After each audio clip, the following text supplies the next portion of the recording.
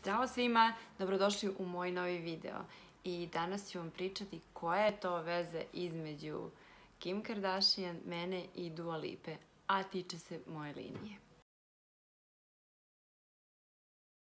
Dakle, pre nedelju dana sam snimila jedan video onako iz vedra neba koji se ticao moje kilaže, uopšte kako shvatam sve to...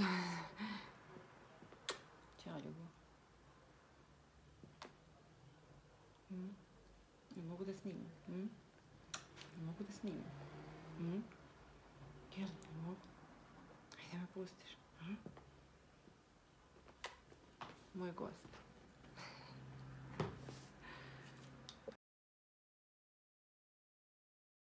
Pre jednu nedelju dana sam snimila jedan video koji se ticao fizičkog izgleda, kilaže, uopšte mršavljenja i svega i nekako sam ga snimila iz vedra neba jer mi je u tom momentu tako došla inspiracija i prosto nisam mogla da ne uradim to. Nakon toga sam razmišljala koje su još to stvari koje bi vama mogle koristiti, a koje sam ja već isprobala, a tiču se psiholoških vežbi i svega čime se ja bavim. Dakle, stalno spominjem NLP i zaista tvrdim da je metodologija koja može sve i koju možete primeniti u svakoj oblasti života, između ostalog i u gubljenju kilograma, ukoliko to želite. Razmišljajući koja bi to još mogla biti tema za ovaj video, došla mi je na pamet jedna simpatična anegdota koju znaju ljudi iz mog okruženja. A radi se o tome da ja, volim da se šalim na račun svog izgleda. Mislim da izgledam lepo i da izgledam pristojno. I čak i kad nabacim neki kilogram, ne prebacujem to sebi i nisam u fazonu ja sad grozna sam, vidi na šta ličim sve, nego eto i tad sam sebi slatka. I upravo je taj lični razvoj kojim se bavim doveo do toga da ne bude da bičujem samu sebe jer sam nabacila par kilograma, nego šta mogu da uradim da to korigujem. I tako da sam čak u nekom periodu života čak dozvolila da bi isprobala sebe, da se malo ugojim i eto znam da u poslednjih godinu, 2 dana, iako mi se nekad omakne da imam više, nemam neke loše emocije prema sebi, nego čak naprotiv kao prihvatam to. Jer znam šta sam radila i kako sam do toga došla, svi znamo, prosto kad se više jede goji se, kad se manje krećem i tako. E sad, pošto sam prirodno tako obla, imam kukove, a opet prirodni je ravan stomak i ja se gojim više u taj deo kukova i u noge. Ja volim da se šalim kako su Kardashians, Kim i ostale sestre silne pare potrošile da bi bile tako zaobljene sa guzama koje su oble kao loptice i sve to. Ja kažem mojima, a ja to imam za dž. Znači samo malo pojačam čvarike, pršutice i sve i eto ga. I tako da se i moji redovno šale sa tim i ja i kao eto kako sam kao Kardashians, eto i ta fora da ja ne moram ništa da radim, a da one moraju da idu na operacije da bi izgledale kao ja. Je već dugo tu. Ono što sam ja zaboravila, iako se bavim ličnim razvojem, radim sa ljudima i svemu, je to da je naš mozak mali kompjuter. I da sve što mu mi govorimo, zapravo on beleži i uzima kao komandu i on to nama faktički beleži kao neki cilj, kao neki zahtev i vodi nas ka tome. I šta je mene nateralo uopšte šta me dovelo u stvari da mi to tako klikne u glavi? Jer sam se pre mesec i po dana, mesec možda, izmerila, stala na vagu i šokirala. I shvatila da u tom momentu imam 11 kilograma više od onoga što bih ja volela, a tipa, na primjer, 7-8 da sam nabacila u prethodnih 6-7 meseci. Znači da uopšte nisam bila svesna, nego prosto tako zaobljena sam, ja se tako šalim kao Kardashians. I ja shvatim da je ta moja šala, da izgledam kao Kim, odna vrag šalu. Više nije više prešlo je ozbiljno, postalo je ozbiljno. I ja shvatim da ja svo vreme svom umu govorim da ja izgledam kao one i ponavljam to kao afirmaciju i da sam ja zapravo došla do tačke gde sam ja stvarno onako obla. Iako to nisam želela. Iako stvarno volim onako da sam fitkija i lakša. Ali iz tog mog neopterećivanja kilažom volim lepo da pojedem i opet izgovaram to što sam izgovarala jako dugo vremena. Ja sam sebe dovela do toga da čak i moj nesvesno radi na tome da ja steknem tu liniju. I kad sam stvarno povukla crtu i rekla stvarno nema više, napravila reviziju šta ja to jedem, isključila, mislim, prosto namirnice koje ne moram da jedem, jer dosta njih jedem iz dosade.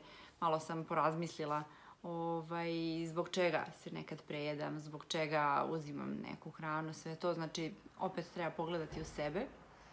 I onda sam rekla sebi, ajde da promenim tu priču. Ajde da promenim to što ja pričam sebi i da sad možda nađem neku osobu čije ću ime isto tako spominjati kao što je bilo Kardashian i da sad to nekako podesim na nesvesno i da se za početak šalim sa tim kao ha, evo još malo pa izgledam kao. I ja kažem, ajde, to bi kao neki moj interni dijalog, kao kako bih to mogla da ajde vidim na Instagramu ko ima od tih poznatih, neko koga ću viđati redovno i u novinama i na TV-u svemu i sad ja okrećem oko po Instagramu, izleti mi Dua Lipa. I ja tu kažem, ok, kao da li mogu da zamislim sebe da izgledam kao ona, boga mi ima dobru liniju. Pa ne znam, ni sama, možda 3 do 5 godina jesam imala sličnu liniju i mislim, iz moje tačke gledišta je vrlo realno. Ali opet sad kad pogledam razliku u kilaži sad koliko imam i to, ali nema veze, kao ajde da dozvolim sebi da se malo zabavim. I neka to bude moja nova šala, sad ću svima raspričati u porodici, vidi, sad pokazujem kao imam neke sličnosti, kao još malo pa izgledam kao ona, čisto šale radi. Opet, s druge strane, znam da je priča, kao što sam malo pre spomenula, koju govorim o sebi, jako ozbiljna stvar. I ako kažem da imam liniju sličnu kao ona ili ću imati uskoro takvu liniju, ja jednostavno svoj programiram da radi ono što je potrebno da bi dobio taj oblik. Dakle, napravit ću vam jedan poseban video koji će obuhvatiti to ću možda i u sledećem, šta sam sve probala. Znači, sve moguće dijete, vežbe, tretmane. Dakle, kilažu sam gubila, vraćala i sve se to ponavljalo kao neki kovitlac dok nisam zakočila i počela dublje da istražujem odakle sve to. I zaista ovde vam ne reklamiram nikakvu dijetu, ništa mislim. Znači, ovde se radi samo o tome da se zagledamo u sebi i da izaberemo ono što je najbolje u datom momentu za nas i za naš organizam. Svakako ću spomenuti da ćete ispod videa na linku naći informacije za moj novi program koji se zove Inner Light i koji pored 6 modula kojih ima jedan ceo modul koji se tiče našeg zdravlja i toga kako smo programirani odnosno kroz koji možemo otkriti svoje programe koji se tiču naše linije, naše ishrane, našeg shvatanja zdravlja, našeg ponašanja prema sebi, prema svom telu. Dakle, ako budete želeli nešto više o tome, možete pročitati na linku ispod. Sad nastavim ja taj projekat Dua Lipa i kažem mom suprugu, evo sad gledam, znaš kako sam ja pričala da sam bila slična kao Kardashian, samo kaže, pa boga mi jesi bila slična, hvala. I kažem, sad stavljam novi cilj Dua Lipa. I on kao, i sad se mi tu šalimo, jer to je zaista, za mene je sve ovo za animacije i za mene je ovo putovanje. Dakle, baš me briga da li će se to realizovati za mesec, 2 meseca ili 5. Meni je zanimljivo. I mi tu počnemo da prevrćemo neke moje stare slike gde sam ja zaista bila mršava i sad upoređujemo. Ja kažem, evo vidiš, mislim, suštinski to je ta građa, mislim, sve moguće i sve realno. I on kao, pa jeste. I nakon te šale, ja shvatim kako je sad najbolja moguća stvar bila što sam taj svoj cilj usidrila za njen lik, jer ona se pojavljuje svaki čas negde i čak sutradan, posle te naše priče, pesme je na TV-u, a on meni, evo je ona tvoja. I prvo ja se smijem na tom, jer sad već mi pokazuje da je ona na TV-u, a moj mozak već okida, aha, kao, mi slično izgledamo.